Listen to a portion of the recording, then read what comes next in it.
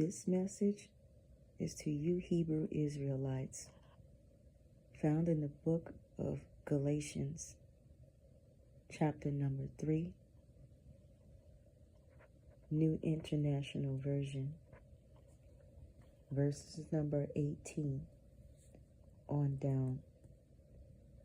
For if the inheritance depend on the law, then it no longer depends on the promise. Keywords: inheritance and promise and law. So that means if the inheritance depend on the law, then it no longer depend on the promise. But God, in His grace, gave it to Abraham through a promise. So that means that He gave the inheritance to Abraham through a promise. And it's going down to 19. What then was the purpose of the law? It was added because of the transgressions until the seed. Who is that seed? Christ. It's Christ, the seed, to whom the promise referred has come. So that means that the law was added because of the transgressions until the seed of whom the promise referred has come. So that means the law had referred to the seed, which is Christ.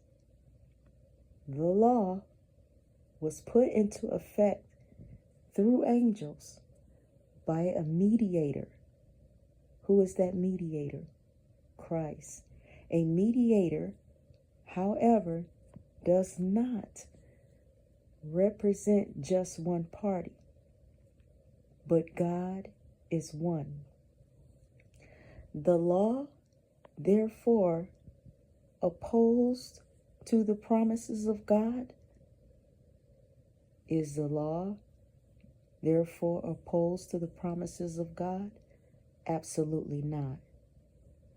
For if a law had been given that would impart life, then the righteousness would certainly have come by the law. But the scripture declares that the whole world is a prisoner of sin. So that was promised, being given through faith in Jesus Christ, might be given to those who believe. Before this faith came, we were held prisoners by the law, locked up until faith should be revealed. So the law was put in charge to lead us to Christ, that we might be justified by faith. Now that faith has come, we are no longer under the supervision of the law. Let that sink in.